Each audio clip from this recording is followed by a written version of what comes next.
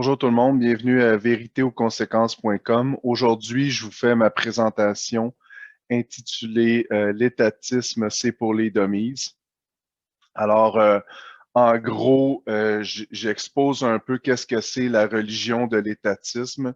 C'est une religion qui est extrêmement répandue dans le monde, donc la croyance en l'autorité des gouvernements. Je vous explique pourquoi c'est une religion. Et également, je vous donne des pistes de solutions parce que c'est sûr que comme c'est une religion, une des plus grandes religions dans le monde après l'argent, les pistes de solutions sont pas faciles. Ceux qui cherchent des solutions faciles puis des réponses faciles, vous allez être déçus. Mais cependant, il existe des solutions. Il existe de l'espoir pour un changement radical de mentalité. Alors, j'espère que vous allez apprécier ma présentation. Je vous invite à me faire tout commentaire à info@véritéousconséquences.com. Il y aura également des sous-titres en anglais disponibles pour nos amis anglophones. Alors, bonne présentation. Alors, voici ma présentation. L'étatisme, c'est pour les dummies. Apprendre à respecter la nature en s'amusant. Un peu un jeu de mots sur la série de livres pour les nuls. Avertissement. Donc, soyez offensés tant que vous voudrez. Get offended as you like. Comme 99% des gens sur la planète, vous êtes probablement dans le culte religieux de l'étatisme, que vous en soyez conscient ou non. Donc, les idées et les opinions contenues dans cette présentation risqueront fort de bousculer votre construction illusoire du monde qui vous entoure et votre premier réflexe sera probablement de les rejeter. Il est tout à fait normal de réagir avec aversion à prime abord lorsqu'on découvre des informations inconfortables qui remettent en question notre perception erronée de l'univers, mais la vérité, c'est que la vérité n'a rien à branler de votre confort. Ne prenez aucune information que je présente pour acquis. Exercez votre jugement critique tout en restant ouvert à de nouvelles informations et recherchez par vous-même surtout. En aucun cas, cette présentation se veut une incitation à initier quelque violence que ce soit, à la rébellion physique ou à une insurrection directe contre les gouvernements actuellement en place. Donc, pour la CIA, le FBI et tous les autres services de police qui écouteront ma présentation, je m'excuse de vous décevoir, mais je ne suis pas un appel à la haine ou à l'insurrection. Je prône bien sûr un changement plutôt de mentalité profonde. Alors, cette présentation se veut une réflexion sur un changement de mentalité profonde qui doit s'opérer dans la société afin que l'humanité puisse accéder un jour à une vie plus libre et harmonieuse avec les lois de la nature. Ouvrez votre cœur et votre esprit et bonne présentation. Donc, les définitions. Toute quête de vérité, bien sûr, commence par trouver les définitions, aller vers les mots. Alors, le procédé trivium, grammaire rhétorique, logique et rhétorique, qui se trouve cité dans de nombreuses fois dans les écrits de Platon et la méthode classique de pensée critique menant à la découverte de vérité. La première étape, la grammaire, comprend l'étude de l'étymologie des mots, c'est-à-dire leur origine. Donc, le procédé trivium, qui n'est pas un procédé, bien sûr, qu'on apprend à l'école, parce que l'école n'est pas là pour former des gens avec une pensée critique, elle est là pour former des travailleurs dociles, mais toute personne qui veut enseigner aux gens une quête de vérité doit enseigner, bien sûr, la méthode trivium. Donc, essayons de mieux comprendre l'origine de l'étatisme en étudiant un peu sa définition et son origine dans l'histoire de l'humanité. Étatisme est dérivé du mot latin, du mot état, issu du latin status, donc forme de gouvernement, régime. L'étatisme est une doctrine ou théorie politique qui prône la concentration des pouvoirs économiques ou sociaux entre les mains de l'État et favorise les droits de l'État au détriment de ceux de l'individu ou d'autres institutions. un brin d'histoire, les origines de l'étatisme. Alors, restez avec moi, le paragraphe est très long, mais c'est extrêmement important de comprendre d'où vient l'étatisme pour savoir exactement aujourd'hui comment on peut s'en débarrasser finalement. Donc, l'histoire, apprendre l'histoire, c'est extrêmement important, même crucial, si on veut changer notre présent pour un meilleur futur. Donc, afin de comprendre comment l'étatisme a commencé, nous devons comprendre comment les humains étaient organisés avant l'invention de l'appareil gouvernemental. Il y a environ 450 000 années, 450 000 ans, les premiers hommes étaient des nomades qui se déplaçaient vers les lieux les plus riches et fertiles en nourriture et n'avaient aucun sens de la propriété. Il y a environ 12 000 ans, les hommes sont devenus plus sédentaires et ont commencé à s'organiser en petites tribus. Ces tribus ont commencé à vouer des cultes polythéistes à plusieurs éléments naturels comme le soleil, la lune, le tonnerre, la pluie, le feu, etc. Donc, on parle ici des Mayas, des Aztèques, toutes ces anciennes tribus-là. Alors, plus tard, les animaux ont également été vénérés comme des dieux, comme on peut le constater entre autres dans de nombreux écrits anciens de l'hindouisme ou de l'Égypte antique, par exemple. Vers les années 1350 avant Jésus-Christ, Akhénaton, 10e pharaon de la 18e dynastie et présumé père de Toutankhamon, décide d'éradiquer brutalement et sauvagement la religion polythéiste pour instaurer un culte incontestable au Dieu unique du soleil, Aton. Donc, ce culte-là, plus tard, est disparu pour le culte de Amon, mais c'est vraiment lui qui a, si on veut, là, poussé pour massivement pour que le, la religion passe de polythéiste à donc monothéiste. C'est très important dans l'histoire de l'humanité. Ça a fait engendrer ça a eu beaucoup de répercussions qui a mené justement aujourd'hui à l'étatisme. Donc, après l'exode des Juifs d'Égypte, Moïse, le premier prêtre monothéiste de l'Égypte antique, instaura les fondements de la religion juive sur l'idée d'un seul Dieu. Le reste des divinités recevant plutôt le statut d'ange ou d'archange. Vers 350 avant Jésus-Christ, l'empereur Constantin établissait le premier culte étatique religieux basé sur la religion chrétienne, fusionnant ainsi la notion de Dieu et d'État.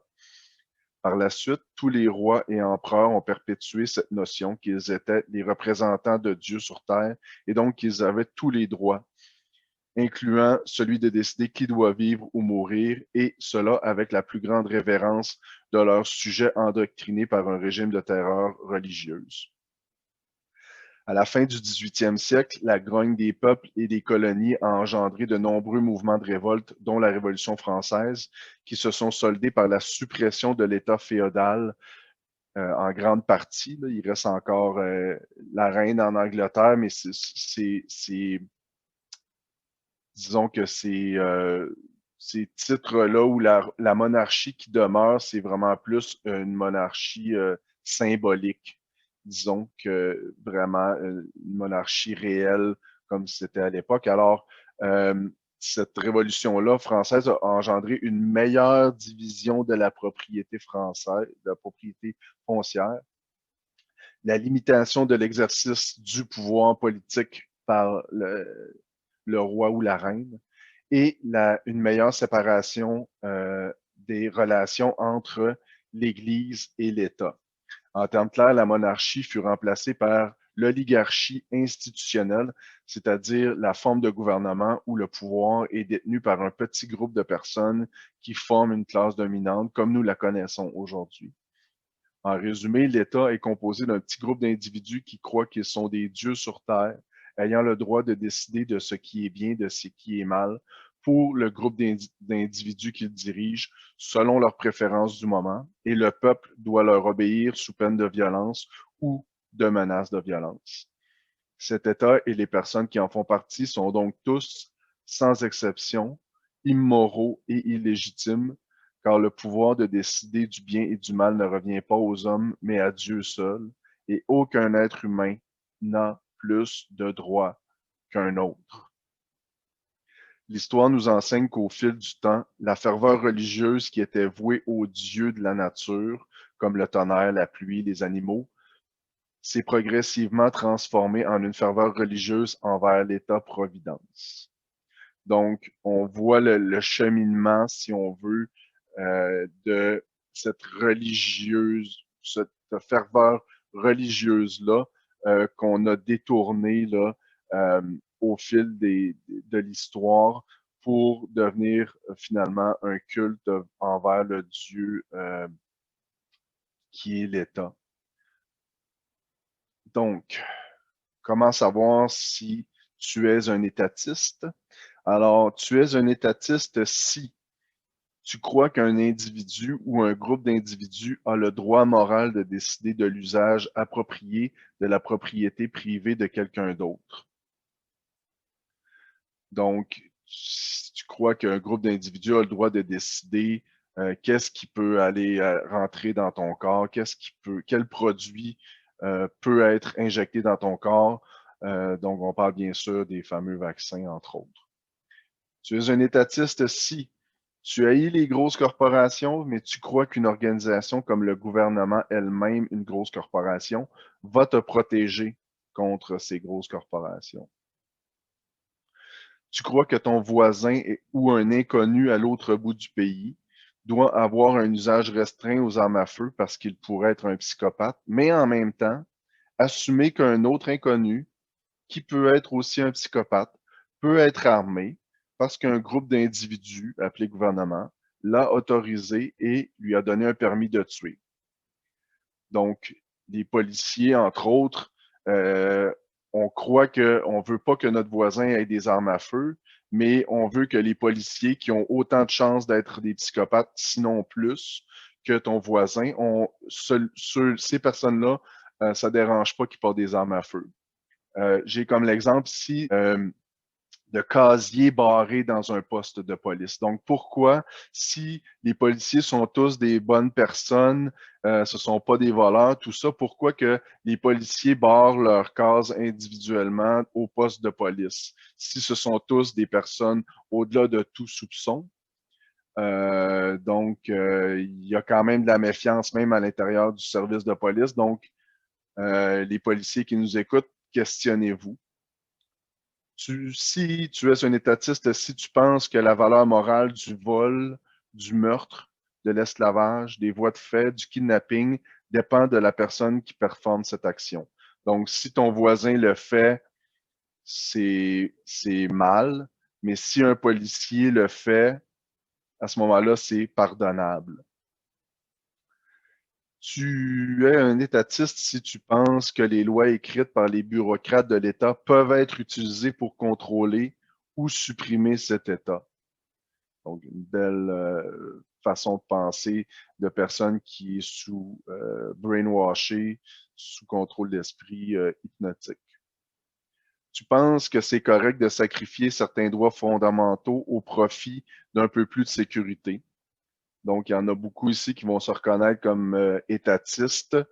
Donc, on peut les distinguer facilement, les gens qui choisissent de porter le masque, alors qu'il n'y a pas vraiment de danger réel pour eux-mêmes ni pour autrui.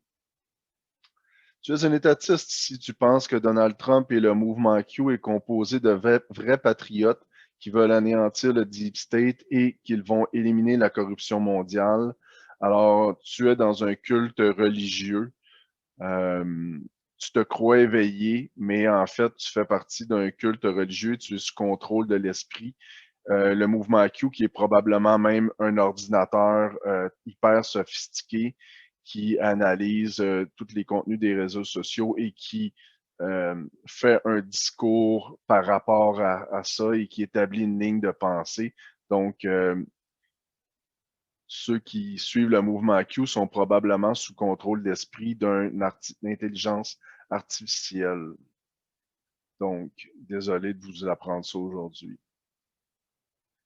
On ne peut pas déléguer un droit. Très important. Un être vivant doit avoir été blessé, physiquement ou mentalement, ou ses biens endommagés pour qu'une violation de la loi naturelle ou une faute puisse avoir eu lieu. Donc, toute action qui ne cause pas de souffrance ou de dommages à un ou plusieurs êtres sensibles, donc on parle des animaux et des êtres humains, est un droit. Elle ne peut être posée librement. D'où la notion de pas de victime, pas de crime. C'est un point fondamental de la loi naturelle établie par le Créateur au début des temps et qui trace une ligne entre les bons comportements et les mauvais comportements des êtres ayant la capacité intellectuelle de distinguer le bien et le mal, ainsi que la punition ou la récompense karmique liée à ce comportement. Donc, c'est pas aux hommes, les hommes n'ont pas ce pouvoir-là, n'ont pas ce droit-là de déterminer qu'est-ce qui est bien, qu'est-ce qui est mal. Qu'est-ce qui est bien, qu'est-ce qui est mal, ça a été établi au début des temps et c'est universel, c'est éternel et ça n'a pas à être changé. Donc, un jour le pot est légal, l'autre jour le pot est illégal. C'est pas comme ça que ça fonctionne. Ce qui est bien, quelque chose qui est bien va l'être éternellement, quelque chose qui est mal va l'être éternellement. Donc, un étatiste, par contre, va croire qu'il y a un groupe d'individus qui peut décider pour lui qu'est-ce qui est bien, qu'est-ce qui est mal, alors qu'en réalité, c'est totalement faux et illégitime et totalement immoral de penser ainsi. Il n'existe pas de délégation d'un acte répréhensible dans la nature. En d'autres termes, si une action spécifique n'est pas un droit pour un individu, alors que cette action ne peut être déléguée, accordée ou autorisée à un autre individu ou groupe d'individus et magiquement être qualifiée de droit. Cette action reste à jamais mauvaise en vertu de la loi naturelle. Donc, ce que ça veut dire, entre autres, c'est que moi, je peux pas dire si pour moi, faire un kidnapping, c'est mal. À ce moment-là, on ne peut pas dire je délègue ce droit-là au gouvernement et le gouvernement, lui, le délègue aux policiers. Et les policiers peuvent, à leur guise, kidnapper, mais ils appellent ça une arrestation, kidnapper une personne contre son gré. Euh, euh, donc, et l'amener dans un endroit où elle ne veut pas nécessairement. Bientôt, on va parler de camps pour d'isolation pour le COVID. Alors, c'est le même principe. Si moi, je ne peux pas enlever mon voisin, un policier ne peut pas enlever notre voisin. Ce droit-là n'existe pas dans la nature parce qu'effectivement, un droit dans la nature ne peut pas être délégué et devenir par magie bien parce que je l'ai délégué. Donc, c'est totalement illogique. Euh, mais malheureusement, ça fait partie des fondements de la religion étatiste. Les droits ne peuvent pas être délégués par le peuple ou un groupe d'individus appelé gouvernement, car les êtres humains ne possèdent pas un tel droit de délégation. Tout le monde est né avec exactement les mêmes droits. Le bien et le mal est toujours le même partout dans l'univers, quel que soit le système de croyance de la population, culture. Cela signifie que le nombre de personnes qui conviennent d'une mauvaise action, qui conviennent qu'une mauvaise action peut être transformée en bonne action, ou qu'une bonne action peut être transformée en une mauvaise action n'a aucune importance. Une telle transformation du bien en mal ou du mal en bien ne peut jamais être faite en réalité. Les gens peuvent seulement croire qu'ils peuvent revendiquer une telle inversion et que cela peut être fait de quelque manière. Malheureusement, en ce moment, la plupart des gens croient à tort qu'il est moralement possible pour certains groupes de créer ou de déléguer des droits qui n'existent pas ou retirer des droits qui existent, comme le droit de circuler librement, euh, avec tous les couvre-feux et les confinements qui existent en ce moment, c'est un droit totalement illégitime et immoral de faire ça. C'est pas quelque chose qui existe dans la nature et c'est contre nature humaine. Ces gens, donc, qui pensent comme ça sont dans le culte de l'étatisme. Donc, l'État au-dessus de tout, on a Frédéric Bastiat, qui est un Français qui a beaucoup participé au mouvement anarchique. Si les tendances naturelles de l'homme sont si mauvaises qu'il n'est pas sécuritaire de permettre aux gens du peuple d'être libres, comment est-ce possible que les tendances des législateurs soient toujours bonnes? Les législateurs et leurs agents n'appartiennent-ils pas à la race humaine ou est-ce qu'ils croient qu'eux-mêmes sont faits d'une argile plus fine que le reste de l'humanité? Donc, ce que ça veut dire, c'est que pourquoi, si l'homme est si mauvais que ça, pourquoi que ceux qui sont au gouvernement, comme par hasard, parce qu'ils sont au gouvernement, deviendraient bons, parce qu'ils occupent cette fonction-là?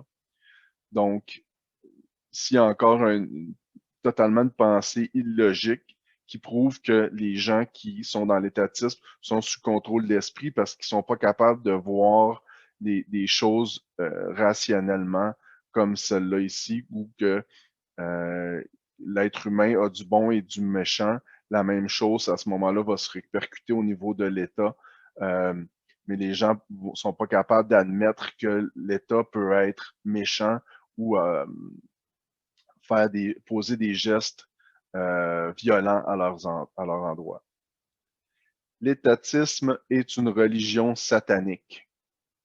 Le mot religion vient du latin religare, qui signifie attacher, retenir en arrière ou empêcher la progression. Une religion, c'est donc un système de contrôle basé sur une croyance dogmatique incontestable qui freine le progrès de la conscience.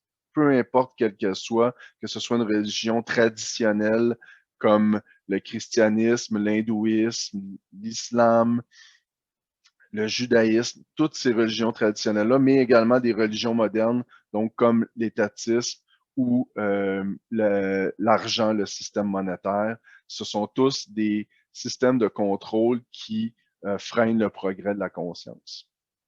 Nous devons arrêter d'essayer de faire de notre religion une vérité et commencer à faire de la vérité notre religion.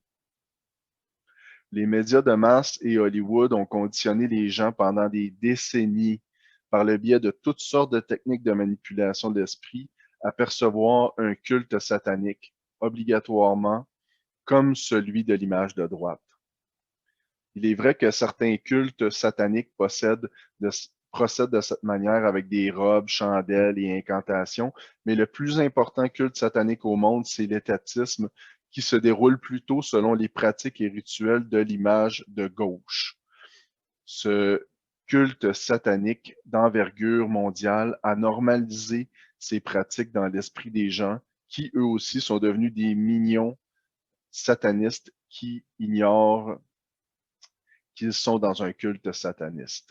Alors, on voit dans l'image de gauche toutes sortes de choses qui font que la religion, c'est un culte satanique, mais on a normalisé un peu les symboles sacrés, les textes, les temples, les monuments, les prières, les dieux, les dirigeants du culte, les lieux de culte comme l'école ou le Congrès, l'Assemblée nationale. Il y a également des croisades militaires de ce culte-là. Il y a des sacrifices humains, des rituels mystiques, comme le processus de vote et d'élection des, euh, des hauts prêtres de la religion, c'est-à-dire les présidents et les premiers ministres. Et il y a également une énorme ferveur religieuse donc envers ces mouvements-là. On l'a vu pour Trump avec ses rallyes et tout ça. Il y a une énorme ferveur religieuse également envers la religion satanique qui est l'étatisme. Les chiens de garde de l'État, parce que l'État n'est rien sans ses chiens de garde. L'État ou gouvernement n'a aucun pouvoir sans le consentement du peuple. Très important. Et sans une armée de chiens de garde dressés qui sont prêts à obéir aux ordres et à poser des gestes de violence contre le peuple sans exercer leur jugement critique ou conscience.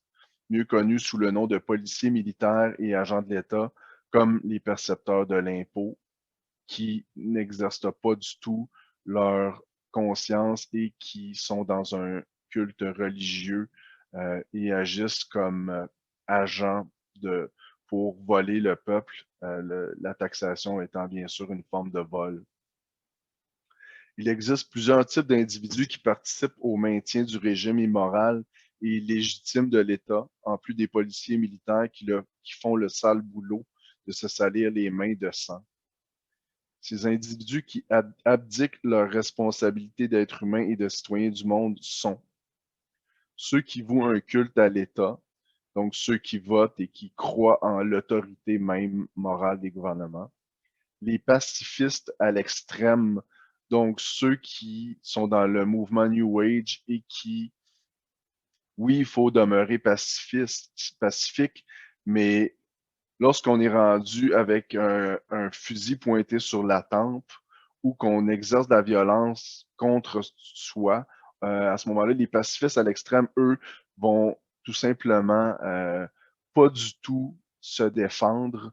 Euh, on le voit un peu comme les moines bouddhistes, par exemple, au Tibet, qui refusent toute forme d'autodéfense, qui vont se laisser écraser par l'armée chinoise. C'est un exemple de pacifisme à l'extrême qui, à ce moment-là, est une abdication de ses responsabilités. Bon, il y a les défaitistes également qui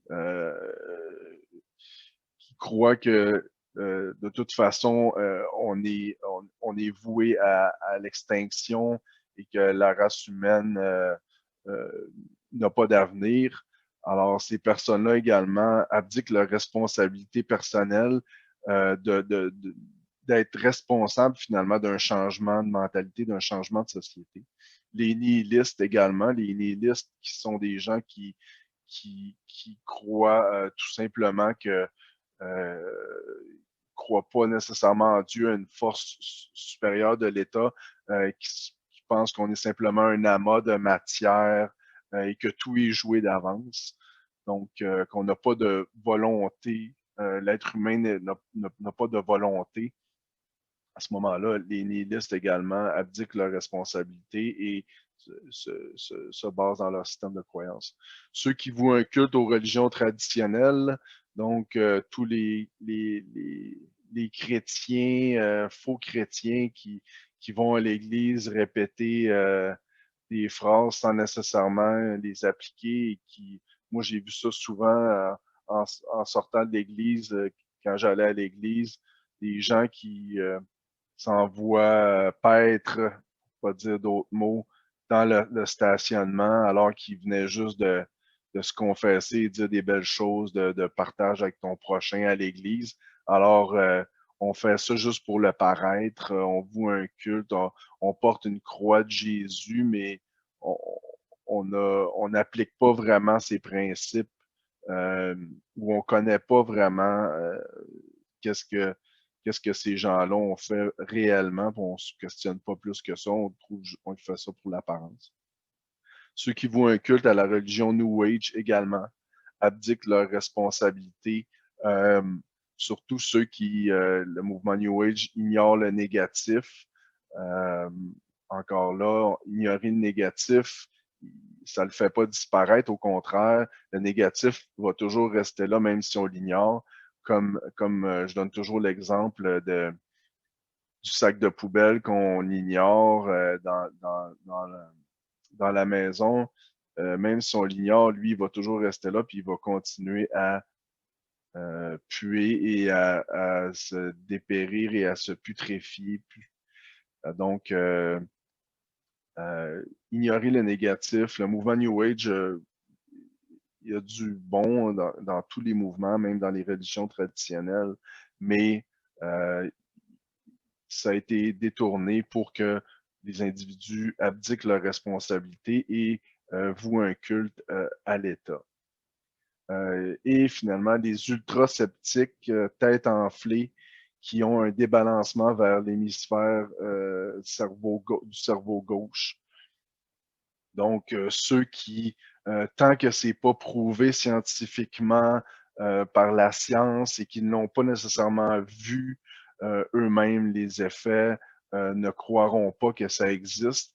Donc, quelqu'un d'intelligent, en fait, c'est quelqu'un qui utilise les deux hémisphères de son cerveau, donc qui est capable de également percevoir des choses par son côté plus émotif, son côté plus imaginatif. Euh, mais il y a des gens qui pensent seulement avec l'hémisphère gauche du cerveau et ces personnes-là, c'est sûr, vont être des chiens de garde de l'État. Donc, toutes ces personnes-là ont une chose en commun, ils ne lèveraient pas le petit doigt pour défendre la vraie liberté parce qu'ils sont tous ultimement des peureux sans la moindre parcelle de courage qui abdiquent leur responsabilité d'être humain et de citoyen du monde.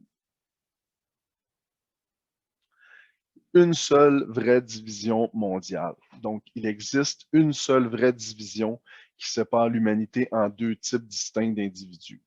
Le critère pour cette division est à savoir si cet individu croit ou non au concept de l'autorité, de décider du bien et du mal. Donc, qu'il croit que l'esclavage est légitime.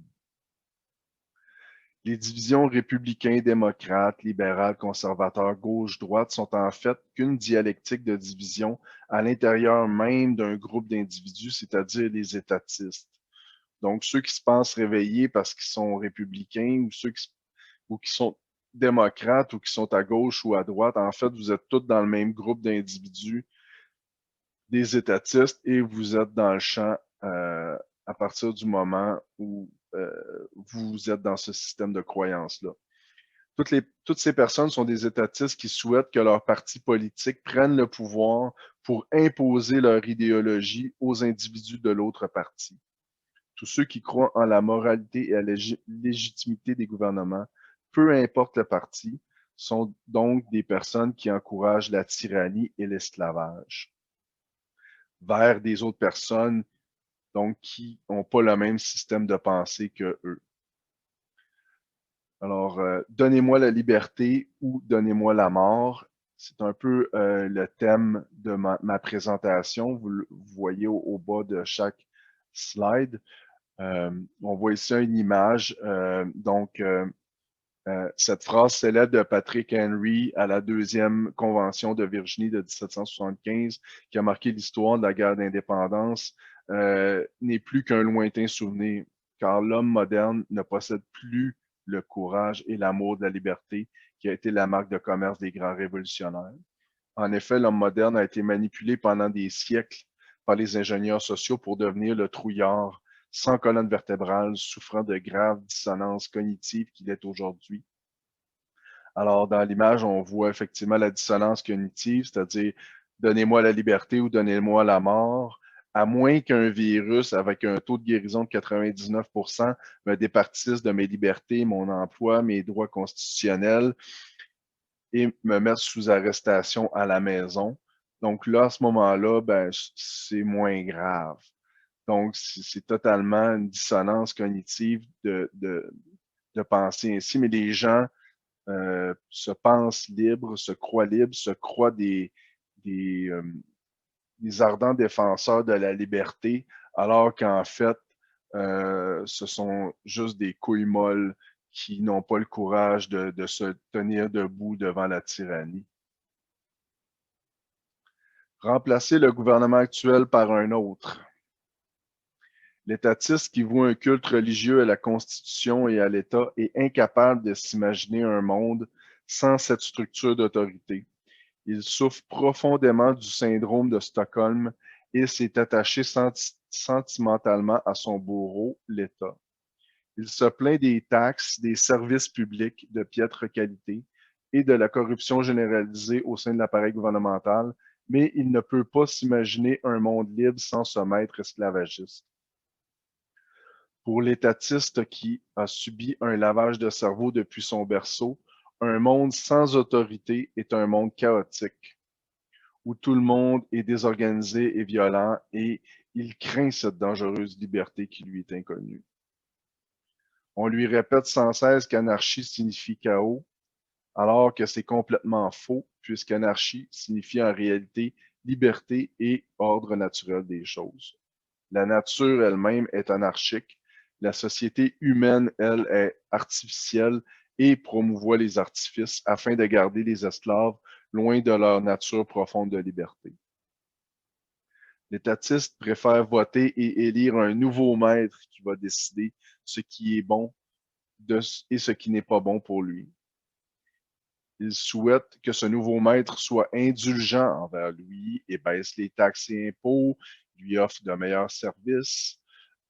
Cette façon de penser revient au même que l'esclave dans la canne à sucre qui veut aller travailler pour le maître de la plantation voisine, car celui-ci fouette ses esclaves une fois par mois au lieu d'une fois par semaine. Moins d'esclavage dans la société signifie quand même que l'esclavage est la condition humaine, car tant que subsistera l'État, subsistera l'esclavage. La seule réelle solution durable, parce qu'à chaque fois que je fais une présentation, c'est très important d'apporter des solutions, c'est parce qu'on le voit dans les réseaux sociaux, les gens exposent les problèmes, mais n'apportent aucune solution. Donc, exposer le problème, ça n'apporte pas de solution. Effectivement, c'est important d'avoir la vérité, d'en prendre connaissance du problème, mais ensuite, il faut se tourner vers les solutions. Maintenant que donc nous avons élaboré sur le problème de l'étatisme, quelles sont les solutions pour un monde meilleur? Un retour à une vie plus en harmonie avec la nature et ses principes est la seule réelle solution durable. Un retour à une vie plus en harmonie avec la nature et ses principes est la seule réelle solution durable. Je répète. Un changement majeur de mentalité individuelle et ça va se refléter également au niveau collectif, doit s'opérer pour que les individus, pour que les êtres humains soient libres et souverains, comme l'a voulu le Créateur au début des temps, pour tous les êtres ayant développé la capacité de distinguer le bien du mal.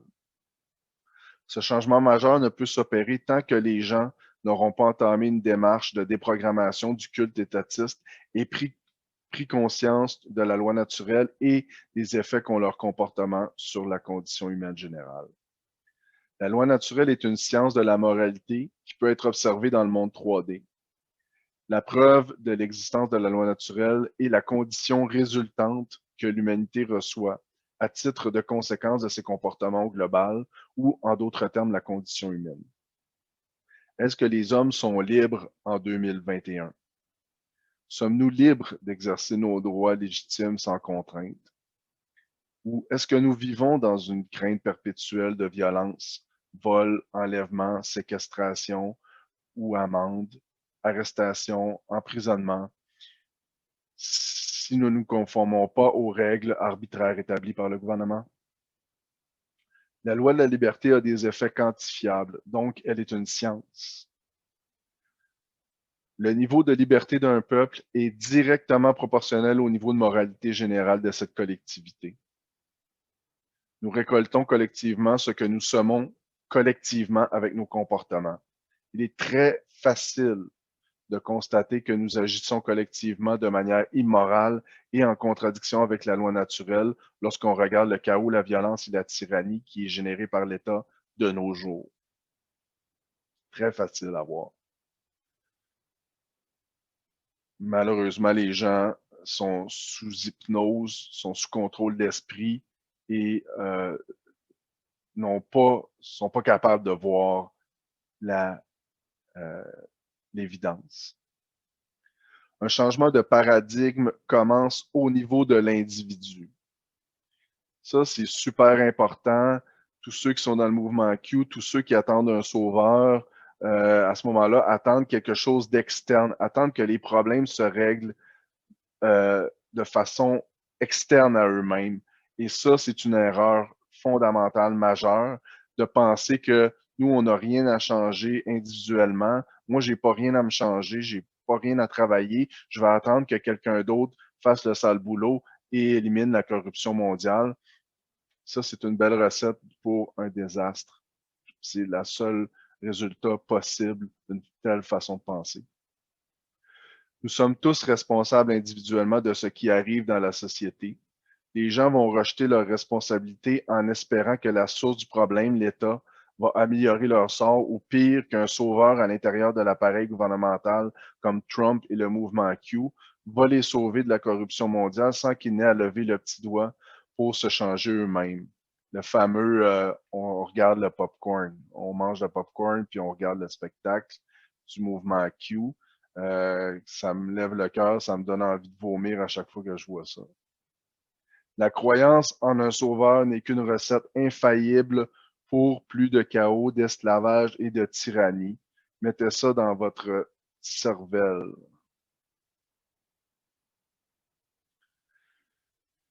La religion de l'étatisme peut être abolie si les gens retirent leur consentement. Beaucoup plus facile à dire qu'à faire. Je suis d'accord. Ce consentement est vraiment ce que l'État, le gouvernement, veut de vous. Voter lors d'une élection, par exemple, donne à l'État une idée du nombre de ses adeptes pour une région donnée à un moment donné. Ce consentement est donné à l'État par le biais de deux états d'âme du peuple. Premièrement, la peur et deuxièmement, le refus d'assumer ses responsabilités. Ce sont donc ces deux aspects qu'il faut changer si on veut un jour éliminer le virus parasitaire qu'est l'État. Encore là, c'est beaucoup plus simple à dire qu'à mettre en application dans notre réalité. L'État connaît très bien la psychologie humaine et utilise toutes sortes de tactiques pour nous maintenir dans la peur, comme les événements sous faux drapeau, les false flag events, comme les attentats du 11 septembre, qui étaient en fait une attaque planifiée du gouvernement américain contre son peuple pour justifier une intervention militaire en Irak pour anéantir le régime de Saddam Hussein. Donc, on a engendrer de la peur pour arriver à notre fin et qui est d'obtenir le consentement du peuple à faire de telles actions immorales. Quelle est la solution pour éliminer la peur? On ne peut pas éliminer la peur puisque c'est une émotion naturelle de l'homme qui a son utilité dans la survie de l'espèce. Il est possible cependant de transmuter certaines peurs, comme la peur de la mort, la peur de la souffrance et la peur de la liberté, en amour et courage, donc une transmutation. Je vous suggère de visionner ma présentation intitulée « L'ennemi public numéro 1, c'est la peur » pour plus de détails sur le procédé alchimique de transmutation de la peur en amour et courage. Je ne me lancerai pas dans le procédé ou dans les détails. Allez voir ma présentation. Parce qu'effectivement, là, je ne répéterai pas non plus les concepts à chaque présentation. Il y a des prérequis et ma présentation précédente peut vous amener des réponses que je n'irai pas nécessairement en détail ici présentement.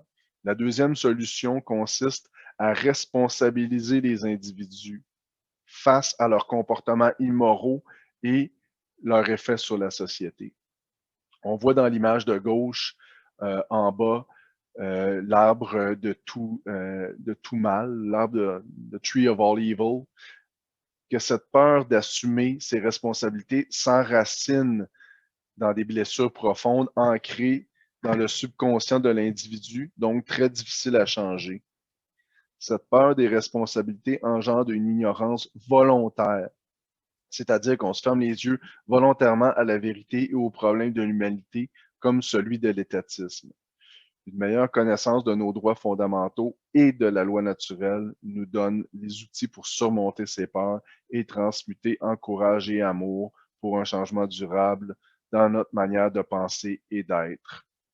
Donc, vous vouliez des solutions. Malheureusement, ces solutions-là ne sont pas faciles parce qu'on parle d'un problème qui existe depuis des milliers d'années et qui est pervasif dans tous les sphères de notre vie.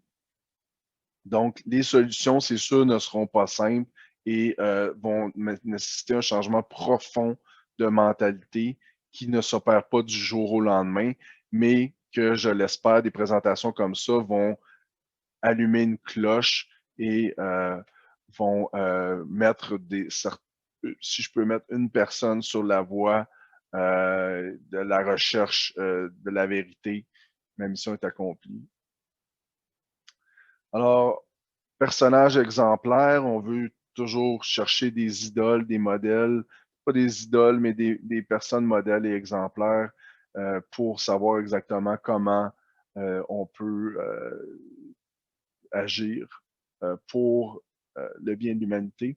Alors, nous avons été manipulés de toutes sortes de manières par les ingénieurs sociaux depuis des millénaires, que ce soit au niveau spirituel avec les religions, au niveau mental avec Hollywood et les médias de masse qui polluent nos sources de pollution d'informations dans notre cerveau. Donc, si on se fie à l'information qu'ils nous donnent comme étant la vérité, on va effectivement pas s'aligner ou être en quête, dans une quête de vérité ou s'améliorer comme personne parce que ces outils-là, Hollywood puis les médias de masse veulent tout simplement nous garder dans un état d'esclavage et sont des outils pour nous garder dans cet état. Mais également, donc les ingénieurs sociaux utilisent également pas juste le niveau spirituel, mental, mais aussi physique, entre autres avec les OGM dans la nourriture, le fluor dans l'eau potable, les métaux lourds et les autres produits nocifs injectés dans notre corps par les vaccins, euh, etc. Donc, les ingénieurs sociaux s'attaquent à la testostérone aussi même des hommes par divers produits, dont les phytoestrogènes, le soya, dans le soya génétiquement modifié, etc. Et également aux hormones féminines par divers produits, dont la pilule contraceptive. Euh, ils ne veulent pas que les êtres humains présentent des caractéristiques physiques, mentales et spirituelles de vrais rebelles, car leur but est de tuer toute forme de rébellion et d'assurer le maintien des contrôles de masse par l'État. Donc, parmi ces exemples à suivre de grands rebelles de l'histoire qui ont amené l'humanité à être plus libre, il y a les suivants. Jésus. Peu importe que Jésus fût un réel personnage historique ou qu'il n'a été qu'un mythe allégorique relaté par plusieurs sources bibliques, si on se concentre sur le message véhiculé par ce personnage et non sur la religion qui a été bâtie sur son histoire, on comprend que Jésus était un rebelle prônant l'anarchie contre l'Empire romain et toutes les institutions gouvernementales, qui a passé sa vie à enseigner la loi naturelle et a même sacrifié sa vie pour la cause de la liberté qu'il prêchait tant. Les pères fondateurs et les premiers révolutionnaires de l'Amérique également ont donné leur vie pour cette cause de liberté. Ils n'étaient pas parfaits et certains étaient même des maîtres d'esclaves. Mais cependant, cela n'empêche pas qu'ils avaient le courage de se tenir debout contre la tyrannie de l'Empire britannique pour libérer les colonies de l'autorité monarchique. C'est ce courage et cet amour de la liberté qui font d'eux des exemples à suivre. Les esclaves noirs des débuts de l'Amérique également, ils se sont battus contre leur maître avec courage pour mettre éventuellement fin à l'esclavage noir en Amérique, ainsi qu'à de meilleures conditions de vie générales pour ce groupe d'individus. Alors, bien sûr, des héros, des modèles à suivre. Les vrais anarchistes d'aujourd'hui, ils sont des dissidents qui prônent un changement profond de mentalité avant une rébellion physique, parce que cette dernière ne mènerait qu'à plus de désordre et de chaos. Ces vrais anarchistes sont extrêmement rares cependant, la plupart étant des anarchistes faux culs qui viennent brouiller les cartes sur ce qu'est l'anarchie en prônant la dissidence violente et chaotique. Donc, tous les antifas ou peu importe qui, eux, sont là pour foutre la merde, foutre le trouble et créer plus de chaos, ne sont pas des vrais anarchistes.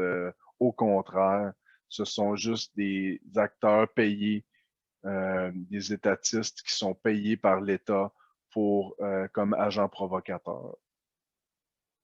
Bien sûr, des modèles à ne pas suivre, les antifas. Donc, les vrais anarchistes prônent bien sûr un changement de mentalité profond et une guérison de nos blessures millénaires en tant qu'être humain vers un monde meilleur. La liberté ou la mort, bien plus que de simples mots. La vie sur Terre ne vaut pas vraiment la peine d'être vécue si nous sommes des esclaves. C'est ce que la phrase la liberté ou la mort signifie en réalité. Liberté ou mort sont les seules options. Il n'y a pas de milieu possible. La vérité concernant notre situation est extrême. Nous devons prendre une position extrême aussi en ce qui concerne nos droits et libertés et nous enraciner fermement dans cette vérité absolue. La vérité est le cadeau et la volonté de la création.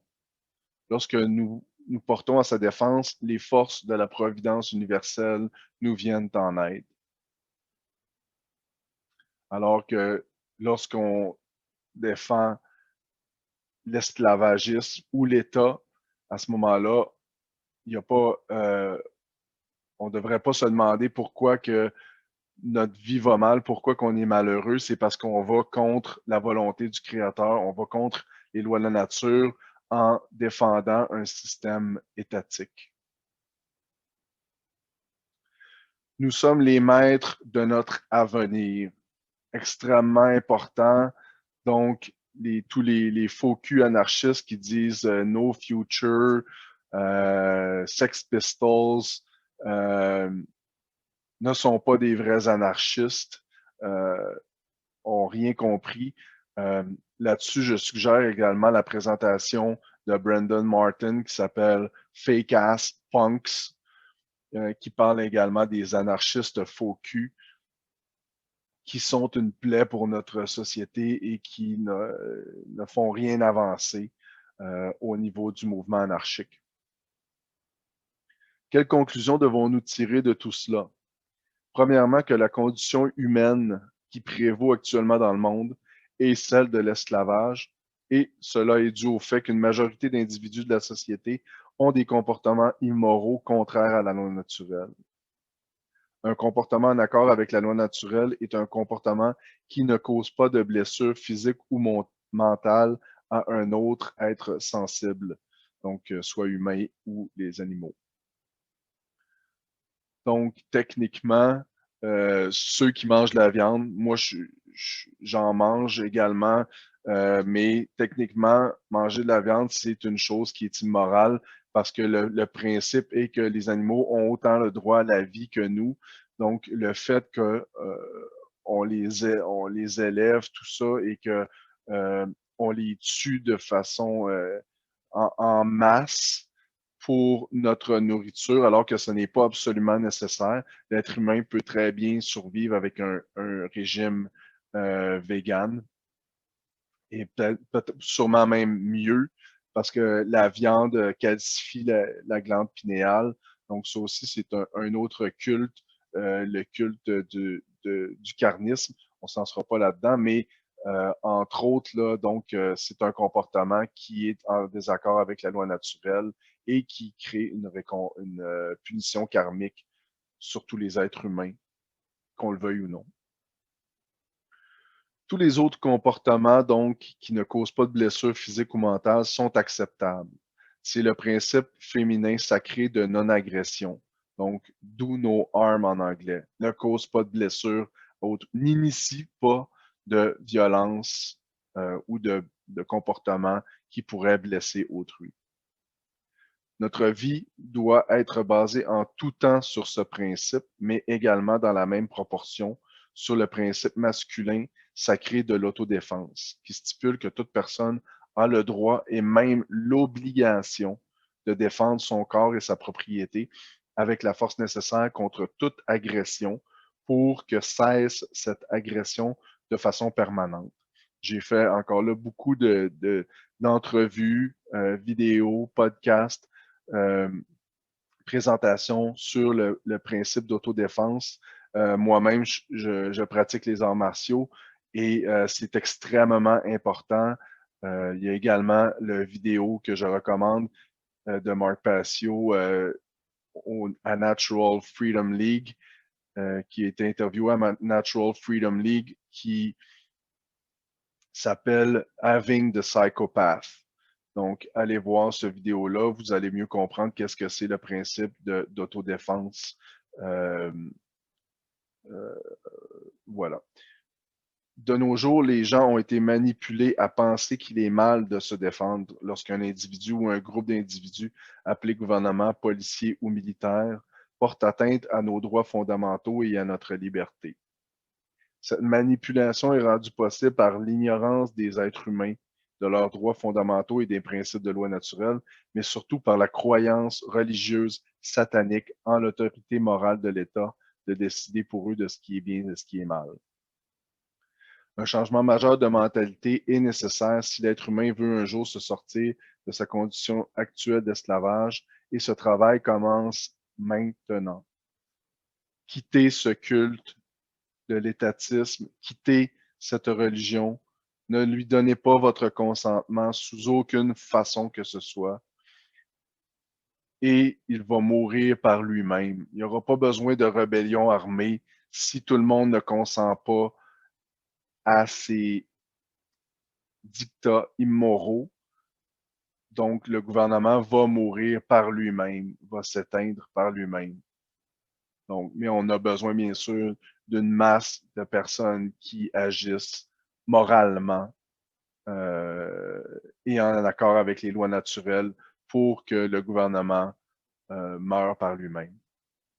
Si vous voulez en savoir plus sur la loi naturelle, bien sûr, je vous suggère d'étudier l'œuvre de Mark Passio sur whatonearthishappening.com.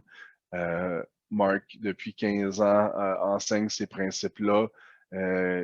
J'ai énormément appris de Mark et je lui dois beaucoup de mes connaissances et de l'élévation de ma conscience des dernières années. Également l'œuvre de nombreux créateurs de contenu de la loi naturelle, dont moi-même, sur le One Great Work Network, donc au www.onegreatworknetwork.com, qui sera en fonction le 2 février 2021. Allez voir ce site-là. Il y a plusieurs créateurs de contenu qui traitent de la loi naturelle, traitent des principes fondamentaux, traitent de la liberté, de la vérité. Alors, allez voir ça. Vous allez sûrement trouver un créateur de contenu ou un présentateur qui résonne avec vous et votre qui, qui a un angle d'approche, disons, qui est plus facile pour vous, qui vous plaît plus, peu importe qui livre le message. L'important, c'est de vraiment aller vers d'être en quête de vérité et d'être sur ce chemin-là, qui est un chemin de vie, qui prend toute une vie. Je ne dis pas que j'ai eu accès à toute la vérité. Je suis moi-même dans ma quête de vérité. C'est une aventure d'une vie, mais il faut être sur ce chemin-là.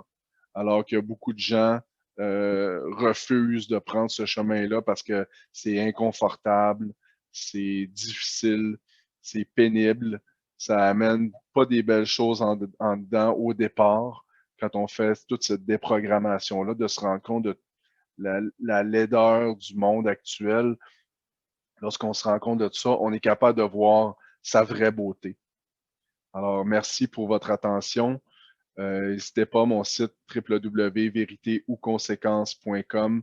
Ça me fait plaisir de répondre à toutes vos questions. info@véritéouconséquences.com. Alors, si vous voulez passer en entrevue, si vous voulez qu'on fasse des présentations, de la collaboration, ça me fera plaisir. Merci beaucoup.